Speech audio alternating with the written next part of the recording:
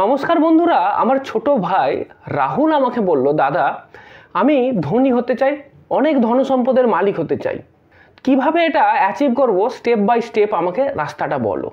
তো আমি রাহুলকে স্টেপ বাই স্টেপ যে প্রসেসটা বুঝিয়েছিলাম সেটা আপনাকেও বোঝাচ্ছি। আশা করছি এটা আপনারও কাজে লাগতে পারে। সবার প্রথম যেটা সেটা হলো সেট এ ক্লিয়ার গোল। রাহুলের ক্ষেত্রে দেখুন, রাহুল আমায় বলল যে আমি ধনী হব, অনেক ধন সম্পদের মালিক হব, কিন্তু ধনী হব মানে কত টাকা আমার চাই, কত দিন পরে হবে, সেসব কিন্তু কিছুই বলা নেই। মানে এই যে স্টেটমেন্ট, এটা একটা উইশ যে আমার ইচ্ছে আমি একদিন ধনী হব, আমার ইচ্ছে আমার বাড়ি হবে, আমার ইচ্ছে আমার গাড়ি হবে, but merely it's a wish, এটা কোনো গোলই নয়। যখন গোল হতে হয় তাতে 5টা কম্পোনেন্ট অবশ্যই থাকতে হবে, আর এটাকে বলা হয় স্মার্ট গোল। তো স্মার্ট গোলের এই 5টা কম্পোনেন্ট কি? স্মার্টের যে প্রথম লেটারটা সেটা হলো এস। তো এস স্ট্যান্ডস ফর স্পেসিফিক। তো রাহুলের যে গোল ছিল না যে আমি ধনী হব, তো আমি বলতে চাইছি যে তুমি কত টাকা ক্রিয়েট করতে চাও বা কত টাকা তোমার চাই। তো সে বলবে যে আমার 1 কোটি টাকা চাই। Now it's specific. তারপরে হচ্ছে মেজারেবল। মেজারেবল কেন বলছি? এই যে আমি ধনী হব, ধন সম্পদ ক্রিয়েট করব, সেটা না, এখানে মেজারেবল যে আমার 1 কোটি টাকাই চাই। তারপর যেটা সেটা হলো অ্যাচিভেবল। এবার অ্যাচিভেবল ব্যাপারটা কি? মানে আমি যে টার্গেটটা করছি সেটা অ্যাচিভ করতে হবে। এবার আমি যদি বলি যে আগামী কালকেই ঘুম থেকে উঠেই আমি পৃথিবীর শ্রেষ্ঠ ধনী ব্যক্তি হয়ে যাব, সেটা কি সম্ভব হবে আপনার মনে হয় এক রাতের মধ্যে? তো দিস ইজ নট অ্যাচিভেবল। তো অ্যাচিভেবল হতে হবে, মানে এমন একটা সময় দিতে হবে যে সময়ের মধ্যে এটা করা সম্ভব, কেউ করে দেখিয়েছে। তারপরে যেটা সেটা হচ্ছে রেলেভেন্ট। আর তারপরে যেটা আসছে সেটা হলো time bound. That is also very important, যে এটা টাইম বাউন্ড হতে হবে। যেমন আমি বলছি যে আমি ধনী হব, 1 কোটি টাকা জমাও করব, এবং সেটা কতদিন পরে? আজ থেকে 15 বছর পরে। তাহলে আমার এই যে গোলটা হলো, এই গোলটা এখন একটা স্মার্ট গোল হয়ে গেল। এখানে 5টা কম্পোনেন্টই আছে, এটা স্পেসিফিক, এটা মেজারেবল, এটা অ্যাচিভেবল, এটা রেলেভেন্ট এবং এটা টাইম বাউন্ড। এইবার আমাদের দেখতে হবে যে এই গোলটা অ্যাচিভ করার জন্য পরের স্টেপটা কি আছে।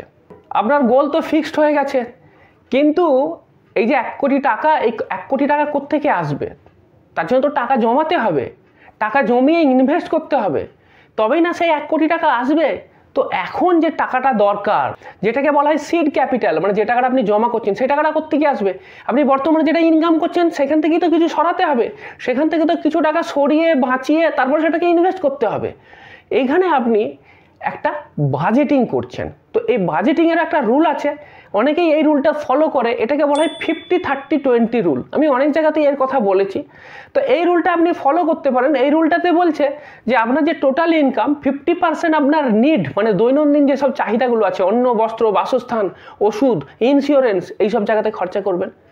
30% আপনি আপনার উইশ, মানে আপনার যেসব ইচ্ছা, স্বাদ আহ্লাদ, এগুলো পূরণের জন্য লাগাবেন।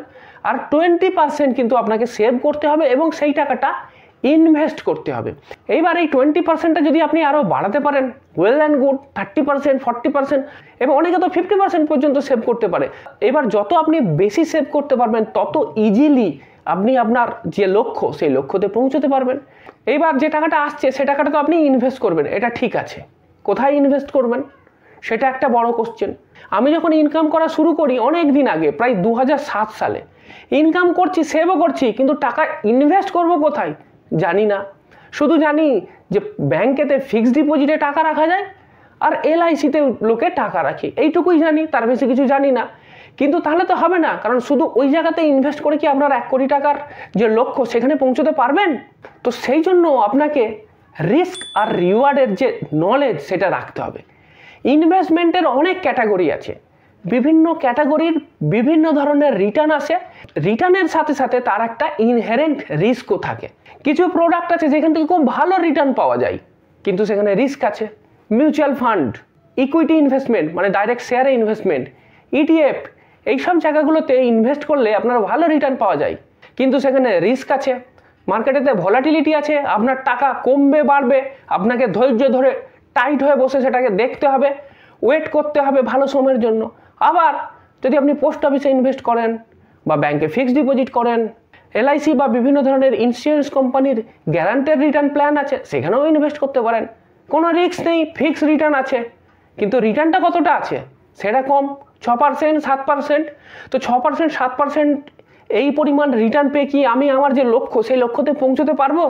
এবার যদি আমাকে 100 কিলোমিটার যেতে হয়, হেঁটে হেঁটে যেতে শুরু করলে তো অনেক দিন টাইম লেগে যাবে।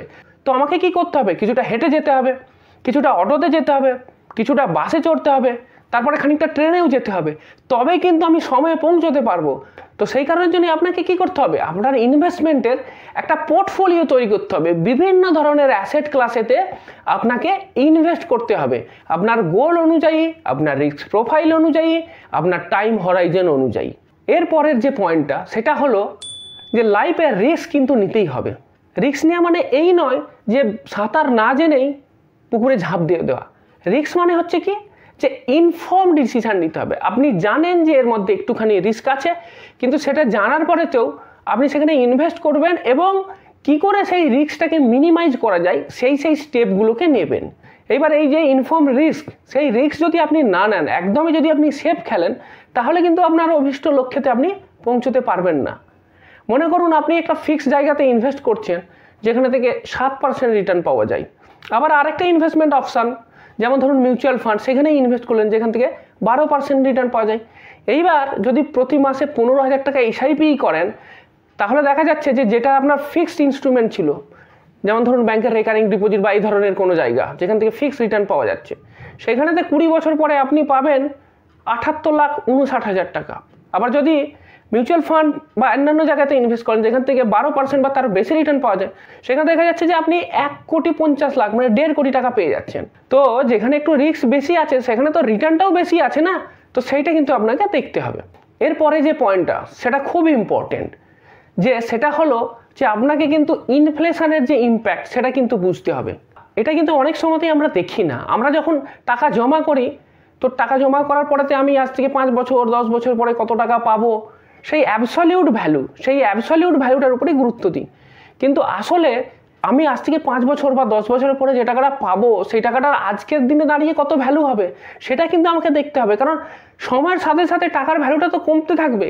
তো সেই কারণের জন্যই ইনফ্লেশনের যে ইম্প্যাক্ট সেটাকে কিন্তু সবসময়তেই নজরে রাখতে হবে। ইনফ্লেশন কিন্তু একটা সাইলেন্ট মনস্টার, একটা নীরব দৈত্য, যেটা কিনা আপনার টাকার ভ্যালুকে প্রতিদিন অল্প অল্প অল্প করে খেয়ে চলেছে। এরপর ওয়েলথ ক্রিয়েশন জার্নিতে আরেকটা শিক্ষা আপনার অবশ্য দরকার, সেটা হলো আপনাকে ট্যাক্সের ব্যাপারে জানতে হবে।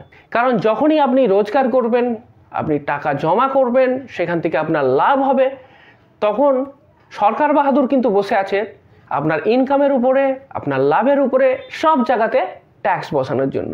তো আপনাকে আমি বলছি না যে আপনি ট্যাক্স দেবেন না, আপনাকে আমি বলছি যে লিগ্যাল ওয়েতে আপনাকে কিন্তু চেষ্টা করতে হবে ম্যাক্সিমাম ট্যাক্স বাঁচানোর।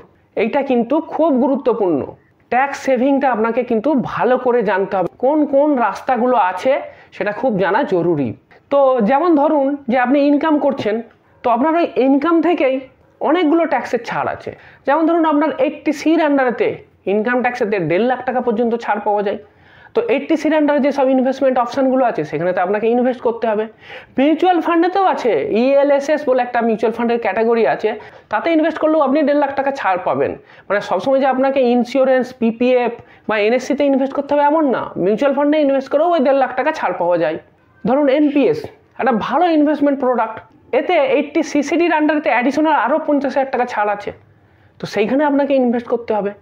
তারপরে ধরুন ইন্স্যুরেন্সের জন্য আপনার নিজের হেলথ ইন্স্যুরেন্স হোক বা ফ্যামিলির হেলথ ইন্স্যুরেন্স হোক, 80Dর আন্ডারেতে সেখানে ছাড় আছে, সেইগুলো আপনাকে অ্যাভেল করতে হবে। তারপর ধরুন মিউচুয়াল ফান্ডে ইনভেস্ট করার পরেতে আপনার ক্যাপিটাল গেন হলো, তো ক্যাপিটাল গেনেতেও 54F আছে। 54F এর আন্ডারেতে আপনার যে ক্যাপিটাল গেন হচ্ছে, সেই ক্যাপিটাল গেনটা যদি আপনি কোনো রকম হাউস প্রপার্টি বা আপনার রেসিডেন্সিয়াল প্রপার্টি কেনেন সেখানে ছাড় পাবেন। তো ট্যাক্সের অনেক স্কোপ আছে, সেইগুলো আপনাকে ভালো করে জানতে হবে। এরপর আপনার ইনভেস্টমেন্ট জার্নিতে একটা কিন্তু খুব বড় ডিলেমা আসবে, মানে আপনার মনে এইটা আসবে সবসময় যে আমার ইনভেস্টমেন্টটা এমন হয় যেন আমি যখন কিনছি তখন দাম কম হোক, আর যখন বিক্রি করব তখন দাম বেশি হোক, আর যেদিন বিক্রি করে দিলাম তারপরের দিনই দাম কমে যাক। কিন্তু এরকম তো হবে না। অনেক সময়তেই এরকম হবে যে আপনি যখন মালটা বিক্রি করে দিলেন তারপরে দেখা গেল দাম বেড়ে গেল, বা আপনি যখন কিনছেন তখন দাম বেশি আছে, যখন আপনি কেনা বন্ধ করে দিলেন তখন দেখা যাবে দাম কমে গেছে। তো এইরকম চলবে। তো সেই কারণের জন্যই মার্কেটের টাইমিং করা আমাদের পক্ষে সম্ভব। এর থেকে অনেক ভালো অপশান যেটা, সেটা হচ্ছে যে টাইমিং দ্য মার্কেট, এর থেকে অনেক বেটার অপশান হলো to be maximum time in the market. মানে আমি ওই টাইমিং করার থেকে বেশি সময়ের জন্য মার্কেটে থাকি, যখন দাম কম আছে তখনও কেনা হবে, যখন দাম বেশি আছে তখনও কেনা হবে। যখনই আমি বেশি সময়ের জন্য কিনবো তখন আমার কস্ট প্রাইসটা অ্যাভারেজ আউট হয়ে যাবে, তখন আমার লাভ বেশি হবে। তো সেই কারণের জন্যই বলছি যে এটা স্পেকুলেট করবেন না যে কখন এন্ট্রি নেবো, কখন এক্সিট নেবো, এরকম করার দরকার নাই। বেস্ট ওয়ে হচ্ছে স্টে ইনভেস্টেড। 5 বছর 10 বছর ইনভেস্ট থাকুন, তারপর যখন একটা ভালো অ্যাসেট ক্রিয়েট হয়ে যাবে বা ভালো একটা অ্যামাউন্ট তৈরি হয়ে যাবে তখন বিক্রি করে দিন। এটা হচ্ছে ভালো রাস্তা।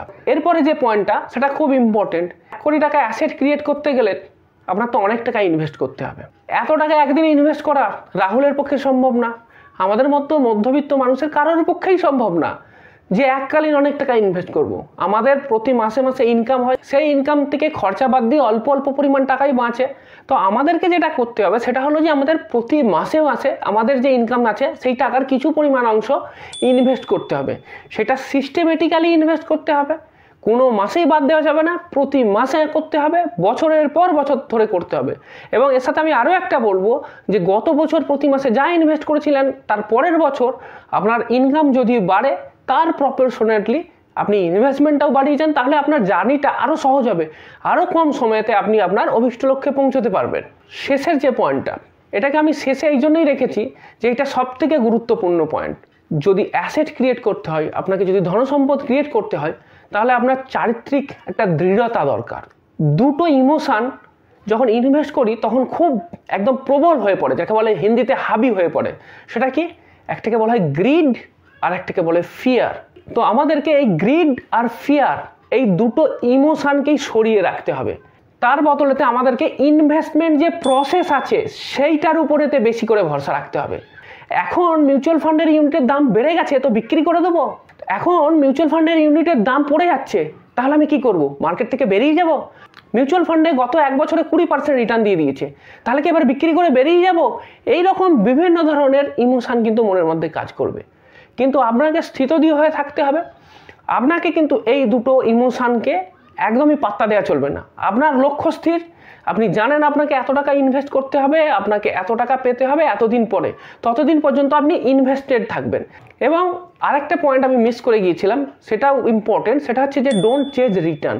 একটা ব্যাপার খুব হয় যে আমরা জেনারেলি কী করি, যে লাস্ট যে মিউচুয়াল ফান্ডটা গত 1 বছরে ভালো পারফর্ম করেছে আমরা সেটাতে দৌড়ই, এবার সেটাতে ইনভেস্ট করার পর দেখা গেল যে সেই মিউচুয়াল ফান্ডটা পরের বছর আর ভালো পারফর্ম করলো না, তখন ভাবি এটা নেওয়া ভুল হয়ে গেল, তাহলে এবার যেটা ভালো করছে সেটাতে ইনভেস্ট করি, পরের বছর দেখা যাবে সেটা ভালো করছে না।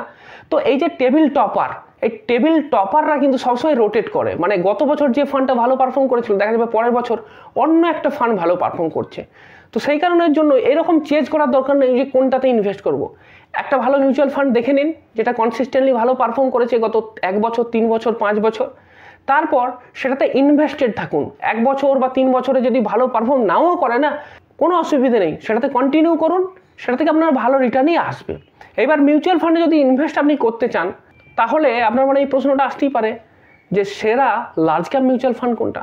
সেটা যদি জানতে চান তাহলে আপনি আমার বাঁ দিকের ভিডিওটাতে ক্লিক করুন।